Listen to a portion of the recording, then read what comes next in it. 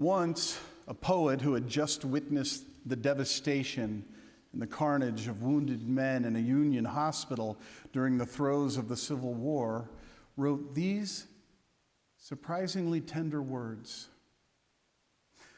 When lilacs last in the dooryard bloomed and the great star early drooped in the western sky in the night, I mourned, and yet shall mourn with ever-returning spring.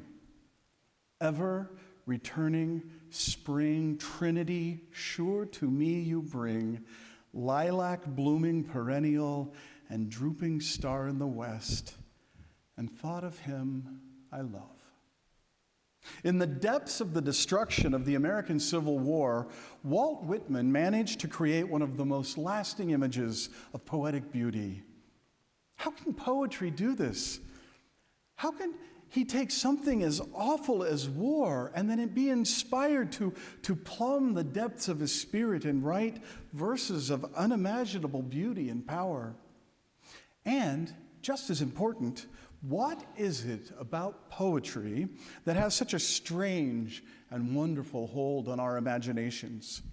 Why do we mortals love immortal words arranged in a specific fashion designed to evoke some sort of response? The question then this morning is, why poetry? And how does it help us become? An online contributor to the website Quora wrote this about why we mortals might love poetry. Because it depicts the pain of the heart with utmost subtlety like no other form. It is the voice of the heart of the dreamers, the heartbroken, the artists, the introverts in its purest form. It says all that is unheard or unsaid. It is a voice that comes directly from the heart and touches our soul. I like that. Somehow the manner in which a poet can string together words that make our brains think about things in a different way, we might see the world anew. And it is this ability to adapt and change and see things in a new light that can then assist us in our own process of becoming. For whether we like it or not, we are becoming something all of the time. What will you become? Are you an angry woman who holds hurts and resentments and lashes out until you finally feel justified and vindicated in your transactional ways? Or are you a man who might listen to the words of the poets, the apostles, the prophets, the sages, and let them guide your spirit into becoming a more loving and kind person? Or, as it often is the case, will it be a mixture of those two? Constantly trying to rid ourselves of that terrible game of you did, I gotta do back. Winners and losers, a zero-sum world that a lot of us live in. That place where I believe that if I do not repay you for the wrongs that you have done me, then I'm a loser. And then you balance that with your growing ability to try to be non-transactional. Being non-transactional takes a lot of practice, but it might be the way to save the world. So for today's prayer and the lyrics to that second anthem, we use that poem by Sara Teasdale. Sara Teasdale was born in St. Louis, Missouri on August the 8th, 1884, into an old, established, highly devout family. The young woman had a passion for the English language and for poetry, and she found herself in very young adulthood living in Chicago, becoming what she wanted to become. Teasdale surrounded herself with the poetic greats of that city of broad shoulders. But she knew that as a woman in a misogynistic world, she would have to marry. After rejecting several suitors, she eventually agreed to wed Mr. Ernst Filsinger. The couple moves to New York City, where Sara continues to write her poetry, and she will soon win the prestigious Columbia University Poetry Society Prize. That prize very soon then became the Pulitzer Prize for Poetry. And Teasdale would win one of those a few years later. She did all of this about 100 years ago in the years 1918 through 1921-22. She was only in her mid-20s, and Sara Teasdale had become the established poet she hoped to believe. She had become what she wanted to become. She would continue to write gorgeous poetry for the next decade until her life took a decidedly darker turn in the late 1920s. It was then that she caught and suffered from a persistent and challenging form of pneumonia. And due to that disease, she became homebound. Now, she had struggled with loneliness all of her life and also with depression. Sara Teasdale would take her own life on January 29, 1933, after taking an entire bottle of sleeping pills.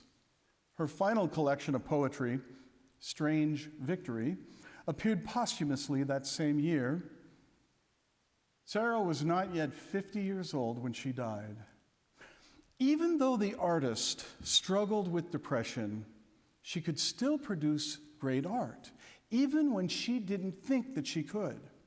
It is one thing to look upon adversity and figure out ways to fix your life, and an entirely different thing to survive adversity and have it change your life for the better. While both of those attitudes are born out of a sense of hope for a better future, the latter, the ability to use adversity to change your life into something better, requires a persistent and faithful approach to your life. Vision is necessary to become what we want to become. If your vision is to simply return to your life the way it was before the crisis, whatever the crisis was, then that's likely what you're going to return to. But if you can imagine a different, better future than the one affected by the crisis, then it is that vision that will drive your journey through recovery. Vision matters, no matter what the naysayers may tell you. For many people with depression, they cannot actually see a way to have a vision. Their brains and their thinking sometimes do not allow them to imagine a future that has them in it. In her book, After the Rain, the book that we're using for this current sermon series, the author Alexandra Elle talks much about the crises that changed her life. She writes this: transitions, big or small, are rarely straightforward. They require abandoning the parts of ourselves that feel safe and familiar. It is a massive task to intentionally choose change over comfort. Becoming my true self was brutal, but the process brought out the beauty in my life that I ached for. It made room for more love and less judgment, for more self-belief and less fear. We say it a lot from up here, from this pulpit, Robin and me and many others, and we know this is true. It's a foundational truth. Words matter. For the ancient Jewish people, they believe this to be fundamentally true as well. For the ancients, words brought forth something. They weren't wasted. They hold power. They still hold power. There's a reason that the Apostle Paul said that the pen is mightier than the sword. A sword might get you a quick victory on the field of battle, but the words we use, the rhetoric we employ, the intention underlying those words, that lasts much longer than the few moments the sword was being used. The consequence of the sword is usually death-dealing. The consequence of the word is usually life-giving. Both are powerful, but only one can grant you a future of becoming, a future where you may pursue the life you wish to pursue. Now, I know many of you will argue that you can't have the one without the other, and I honor that, I do. But for me, for someone who eschews violence and doesn't think that people were created for hitting or killing, only the pen will move us forward into a better world for all, into better love of God and neighbor.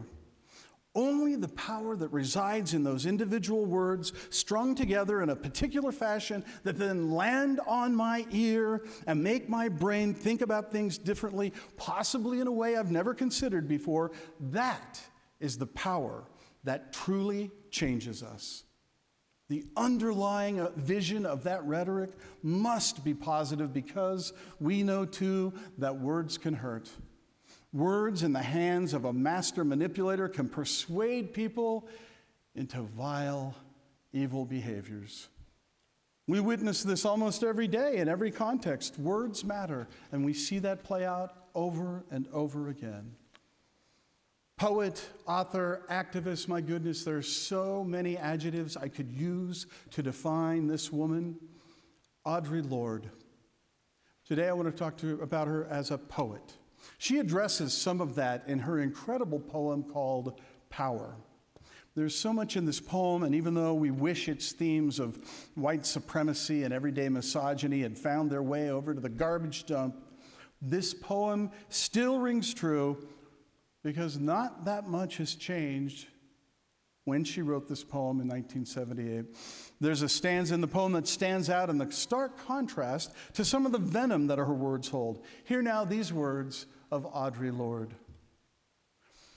I have not been able to touch the destruction within me, but unless I learn to use the difference between poetry and rhetoric, my power too will run corrupt as poisonous mold or lie limp and useless as an unconnected wire.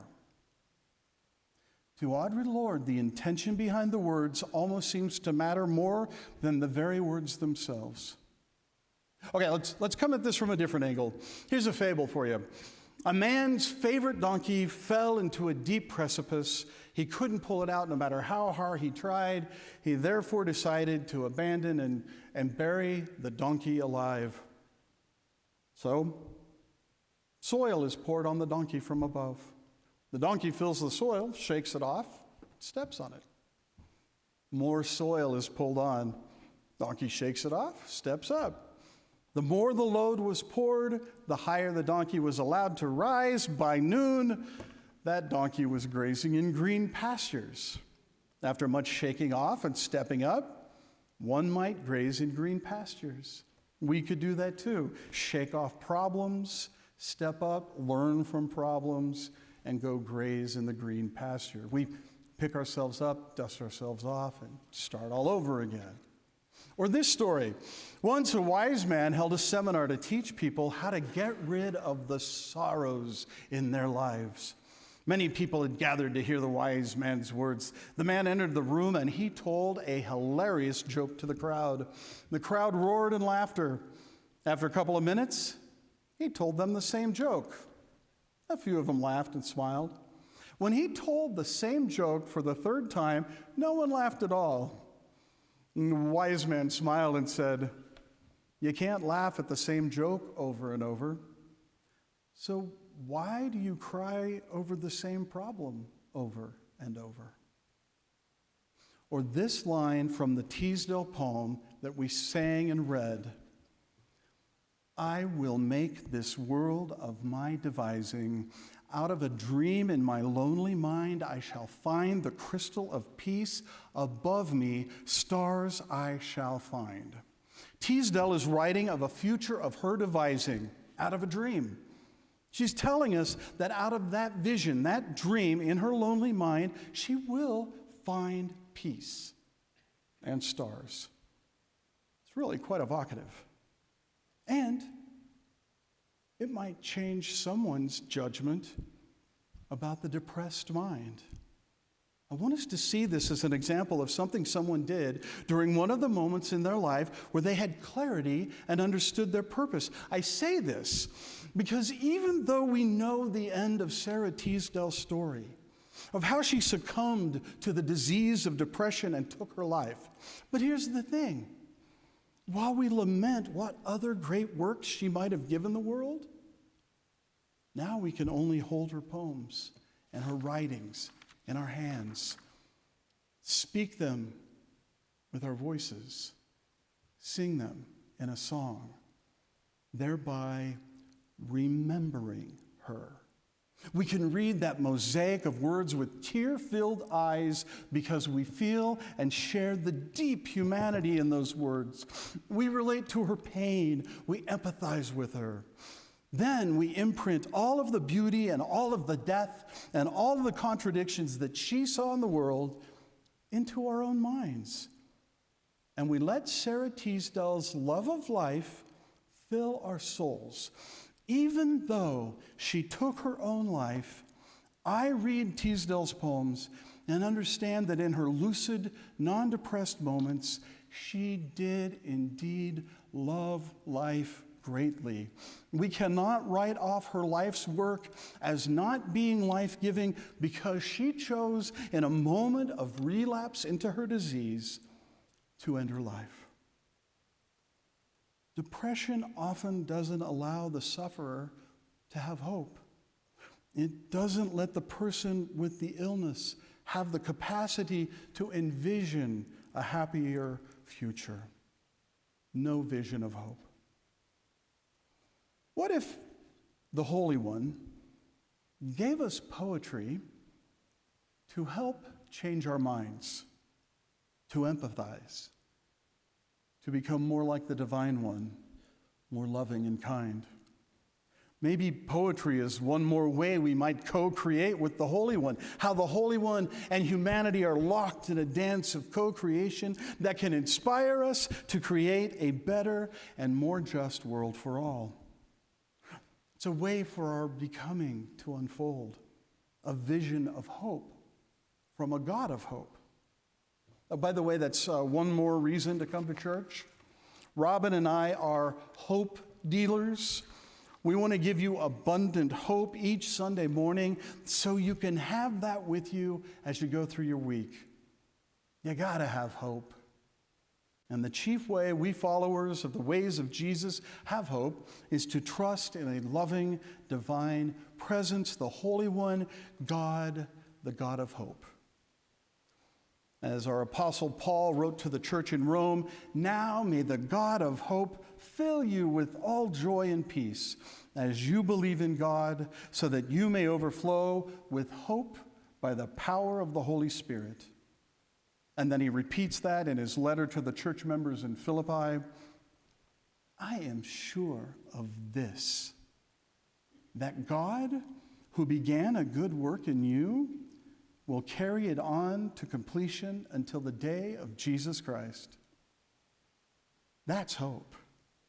That's faith. That's the belief that we have one more day to try and get it right, one more chance to love God and neighbor. For me, the path to becoming is based on hope, the hope of a God who has promised deeply to walk with us on this journey, a God who has inspired poets, great and small, to wonder at the human mind and the human condition, and then eloquently give us words to pry us away from our certainty and to trust more in that God of hope, the Holy One. The same Spirit that drove Walt Whitman to write these words, my favorites. The spotted hawk swoops by and accuses me. He complains of my gab and my loitering. I too am not a bit tamed. I too am untranslatable. I sound my barbaric yawp over the roofs of the world. The last scud of day holds back for me. It flings my likeness after the rest, and true as on any of the shadowed wilds, it coaxes me to the vapor and the dusk. I depart as air. I shake my white locks at the runaway sun. I effuse my flesh in eddies and drift it in lacy jags. I bequeath myself to the dirt to grow the grass I love. If you want me again, look for me under your boot soles. You will hardly know who I am or what I mean, but I shall be good health to you nevertheless, and filter and fiber your blood. Failing to fetch me at first, keep encouraged. Missing me one place, search another. I stop somewhere, waiting for you.